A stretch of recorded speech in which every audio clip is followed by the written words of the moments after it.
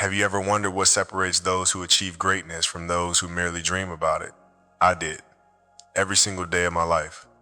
The question haunted me since I was 6 years old, shooting hoops in Italy with socks rolled in the balls because I didn't have a basketball. I still remember the moment I discovered the answer. It wasn't on the court when I scored 81 points. It wasn't when I won my first championship. It wasn't even when I entered the league straight out of high school. It was at 4 o'clock in the morning, the gym empty, just me and the echo of the ball against hardwood. I'd been there since midnight, my muscles screaming, sweat drenching my shirt. 2,000 shots later, I finally understood the brutal truth that would define my entire career. The security guard watched me from the doorway, confusion in his eyes. "Why push yourself this hard?" he asked. "Game's not for 3 days." I kept shooting, the ball spinning through perfect rotation, the net snapping with each make. "I'm not preparing for them," I said. "I'm preparing for me." That's when it clicked. The revelation that would fuel every morning, every workout, every moment of my life from that point forward. Most people prepare until they think they're ready. I prepared until I knew I couldn't fail. People always ask me about that drive, that obsession, as if it was something I was born with, something in my DNA that others simply didn't have. But that wasn't it. My father played in the NBA in Italy. My mother was an athlete too. But genetics isn't what separated me from others. What they didn't see were the thousands of shots before dawn, the countless hours studying film while teammates partied, the ice baths, the therapy sessions, the moments alone in pain, deciding that discomfort was a price worth paying. Most people think greatness is about talent, about natural gifts, about being chosen. They're wrong. I wasn't the most talented. I wasn't the tallest, the fastest, or the strongest. But I discovered something more powerful than any physical advantage. I discovered that greatness isn't given. It's taken. 1 hour at a time, one day at a time, when no one is watching, when everyone else is sleeping. The truth is harsh but simple. There are no chosen ones. There are only those who choose themselves, who decide that average isn't enough, who commit to excellence when others settle for good enough, who understand that the distance between who you are and who you could be is measured in pre-dawn workouts, in extra repetitions, in choosing discomfort over comfort, growth over stagnation. I made that choice every single day. On Christmas morning, when my daughters were opening presents, I was in the gym. On my wedding anniversary, I was studying opponents. Not because I didn't love my family, but because I understood something that few are willing to accept. Greatness demands sacrifice. It demands everything. Everyone sees the championships, the gold medals, the 60-point farewell game. But no one sees the shadow, the darkness you must walk through to reach the light. My shadow was self-doubt, the voice that whispered I would never be good enough, that I wasn't worthy of standing alongside the giants of the game. Michael, Magic, Bird. Names that echoed through basketball history. How could I, a skinny kid from Philadelphia by way of Italy, ever reach their heights? The weight of that question nearly crushed me early in my career until I realized something that changed everything. I remember the first time I truly faced my shadow. It was after a playoff game, Western Conference Finals. I had shot 4 air balls in the closing minutes. 4. The entire basketball world watched a 17-year-old kid choke when it mattered most. The criticism was relentless. Too young, too selfish, not ready. Most players would have hidden from that moment, would have let coaches reduce their role, would have lowered their expectations of themselves. Not me. The very next morning, while the newspapers were printing stories about my failure, I was in a high school gym in Las Vegas, shooting the exact same shots I had missed hundreds of times. My hands bleeding, my legs burning. The caretaker had to ask me to leave so he could lock up. For 12 hours straight, I'd faced my shadow, looked it directly in the eyes and said, "You will not define me. This moment will not be my story." These legends weren't born great. They became great through something I call the dark work. The work you do when the cameras are off, when there's no applause, when your body begs you to stop, but your mind refuses to listen. I remember my first season with the Lakers, 17 years old. I would arrive at the training facility at 4 in the morning and leave at midnight. And the security guards thought I was crazy. Maybe I was, but while others saw insanity, I saw necessity. My teammates didn't understand. Why not practice with us, they'd ask. Why alone in the dark? They couldn't see what I saw. That greatness isn't forged in comfort or in groups. It's forged in solitude, in silence, in those moments when there's nowhere to hide from yourself.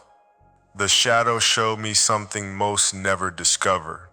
That confidence isn't the absence of doubt. It's the decision to act despite it. That courage isn't the absence of fear. It's the triumph over it. Every legend you admire, every champion you celebrate has walked through their own shadow, has faced a voice that says they aren't enough. The difference is they refuse to believe it. 'Cause here's the truth, no one tells you about greatness. It demands everything. Not just your talent, not just your time, but your soul, your identity. The person you thought you were must die for, the person you can become to live. This is why so few reach the heights they dream of.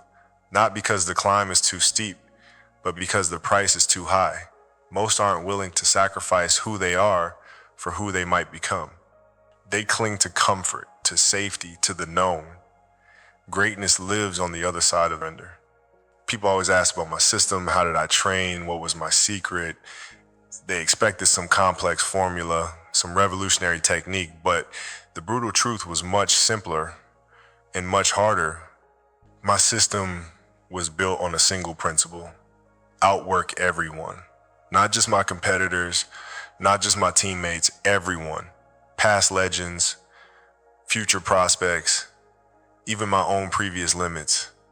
When you stepped into the gym at 5 in the morning, I had already been there for an hour. When you left practice exhausted, I stayed for 3 more hours. Not because I enjoyed the pain, but because I understood something fundamental about human potential. During the 2012 Olympics, my teammates found me in an empty gym at 4:15 a.m. They had come for their early workout, thinking they'd beat everyone else. They found me drenched in sweat, already midway through my second session of the day. "How long have you been here?" LeBron asked. "Since 2:30, I said. The look on their faces said everything. They thought they knew what commitment meant. They had no idea. By the time they arrived, I had already made 700 shots. Not taken, made. Each one with perfect form, each one imagining a defender's hand in my face. Each one visualizing the exact moment in a game when that shot would matter. This wasn't practice, this was preparation for battle. Your body can do 10 times more than your mind believes possible. Most people quit at 40% of their capacity.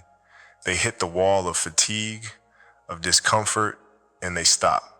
I trained myself to live in that space beyond the wall, where breathing burns, where muscles fail, where most people never venture. After games, while teammates showered and headed for the team bus, I would stay, shooting in my game uniform, another 300 shots minimum. The arena workers waiting to clean up, the bus driver checking his watch. It didn't matter. Every shot that had failed me during the game would be reprogrammed into muscle memory before I left. The trainers would beg me to stop. "You're gonna hurt yourself," they'd say. "Your body needs rest." But they didn't understand. Rest wasn't gonna make me great. Comfort wasn't gonna make me a champion. Only the work would do that, the relentless, punishing, beautiful work. I remember one summer in high school, I decided I needed to add strength. So every morning I swam with weights attached to my body, back and forth, the water trying to pull me under, my lungs begging for oxygen, but my mind remained unmoved, focused, relentless. After my Achilles injury in 2013, doctors told me my recovery would take a year minimum. I did it in 6 months. How? I approached rehabilitation with the same system. 4 sessions a day while others did one, pushing to the edge of what medicine thought possible. The physical therapists were shocked. "We've never seen anyone attack recovery like this," they said. I just nodded. They still didn't get it. This wasn't special to me. This was normal. This was the only way I knew. My entire system came down to a simple question. I asked myself every day, what can I do today that will put me ahead of everyone else? Sometimes it meant studying film until my eyes burned. Sometimes it meant training until I vomited. Sometimes it meant changing my entire diet, my sleep schedule, my friendships. Whatever advantage existed, I would find it. Whatever sacrifice was necessary, I would make it. This wasn't about basketball anymore. This was about breaking myself down to my very foundation and rebuilding something unstoppable, something that wouldn't crack under pressure, something that wouldn't surrender to pain. There were days when I questioned everything, when my joints screamed with every movement, when my mind begged for a break. But then I would remember something essential. Somewhere my competition was resting. Somewhere they were choosing comfort. And in that moment, I found the strength to do one more repetition, one more drill, one more hour. Because that one more might be the difference between victory and defeat, between greatness and mediocrity, between being remembered and being forgotten. They called me the Black Mamba, a nickname inspired by the world's deadliest snake, known for its precision, its aggressiveness, its willingness to strike without warning. But being the Mamba wasn't just an attitude I brought to games, it was an identity I created, a version of myself that transcended human limitation, that fed on criticism, that transformed pressure into power. The truth is, Kobe Bryant was human. He got tired. He had doubts. He felt pain. But the Mamba was relentless, fearless, unstoppable. The Mamba didn't recognize failure as anything but feedback. I created the Mamba identity during the darkest period of my life. The 2003 scandal nearly destroyed everything I had worked for, my reputation, my family, my career. I would drive to the arena through crowds holding signs condemning me. I would hear the chants, the boos in every arena. Broadcasters debating whether my career was over. In those moments, Kobe Bryant couldn't function.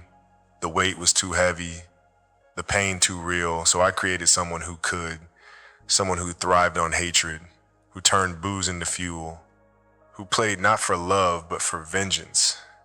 The Mamba was born from necessity, from survival. I would wake up at 3 a.m., staring at the ceiling, replaying every headline, every criticism. Then I would whisper to myself, they don't understand who they're dealing with. They've awakened something they can't control. I remember stepping onto the court in Portland after everything happened. The crowd was deafening in their hatred. Signs everywhere, chants I won't repeat. I felt myself starting to crack, starting to break. Then something shifted. I stopped hearing the crowd, stopped seeing the signs. I became perfectly, lethally focused. That night I scored 40 points. Walking off the court, a teammate whispered, "How did you do that with everything going on?" I just looked at him. That wasn't me out there. That was the Mamba. From that moment on, I could switch into that mindset at will. Before games, I would sit alone in the locker room, motionless, silent. Teammates knew not to approach. They said my eyes changed, that I stopped blinking, that the temperature around me seemed to drop. They were witnessing the transformation. I studied everything about the Black Mamba snake, its strike speed, its territorial nature, its lethal efficiency. No wasted motion, no hesitation, no mercy. I wasn't just adopting a nickname, I was absorbing its essence. The preparation was equally methodical. I didn't just practice moves, I practiced specific moves against specific defenders. I studied their tendencies, their weaknesses, where they like to position their hands, their feet. I knew when they would blink, when their focus would drop. I knew them better than they knew themselves. Phil Jackson once told me, most players practice until they get it right. You practice until you can't get it wrong. That was the difference. The Mamba mentality wasn't about perfection. It was about eliminating the possibility of failure through obsessive preparation. I remember tearing my Achilles tendon during a game. The pain was excruciating. Like someone had shot me in the back of the leg. I knew immediately what had happened. I knew the recovery would take months. But instead of being carried off the court, I stood up. I walked to the free throw line. I made both shots. Then I walked to the locker room on my own power. In the training room, the doctors confirmed what I already knew. Season over, possibly career over for a player my age. I looked at them and said, cut it off. They thought I was delirious from pain. I wasn't. Cut it off, I repeated. I don't need an Achilles to play. I'll find another way. They sedated me then. But when I woke up, the Mamba mindset was already calculating, already planning, already seeing the path back when medical science said there might not be one. While the world discussed my retirement, I was visualizing my return. Every detail, every milestone, every doubter I would silence. That wasn't bravery. That was the Mamba mentality. The understanding that pain is temporary, that giving up is forever, that how you respond in your darkest moment defines who you truly are. This wasn't just a mindset for basketball. This was a philosophy for life, for business, for any pursuit that matters. The willingness to stare down your greatest fears, your deepest pain, and say, you cannot stop me. Nothing can stop me. I am the architect of my own destiny. Most think the Mamba mentality is about aggressiveness, about dominance. They're only seeing the surface. At its core, it's about clarity, about stripping away everything, emotion, distraction, limitation that stands between you and your objective. It's about becoming so singularly focused that the entire universe narrows to the task at hand. Some called it obsession, some called it madness. I called it necessary because I learned something that few ever truly understand. Greatness isn't complicated. It isn't magical. It's simply the relentless elimination of everything that isn't essential to your purpose. That's the real secret of the Mamba. Not that he could do things others couldn't, but that he was willing to sacrifice things others wouldn't. My career ended on the 13th of April, 2016. 60 points in my final game, a storybook ending to a 20-year journey. But the brutal truth that drove me to greatness didn't end when I took off that Lakers jersey for the last time. Because that truth was never about basketball. It was about the pursuit of excellence in everything you do. It was about understanding that the gap between good and great isn't talent or opportunity. It's commitment, sacrifice, the willingness to do what others won't. I see people today looking for shortcuts, searching for the secret formula, the hidden path to success. But there are no shortcuts. There is only the work, the daily, hourly decision to push beyond comfort, to embrace struggle as your constant companion. The question isn't whether you have what it takes to be great. The question is whether you're willing to pay the price that greatness demands. Will you get up when no one is watching? Will you practice when no one is keeping score? Will you continue when there's no guarantee of success?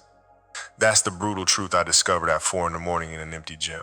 That's what separated me from those who were more talented but achieved less. That's what will separate you from your competition, from your own limitations, from the person you are today.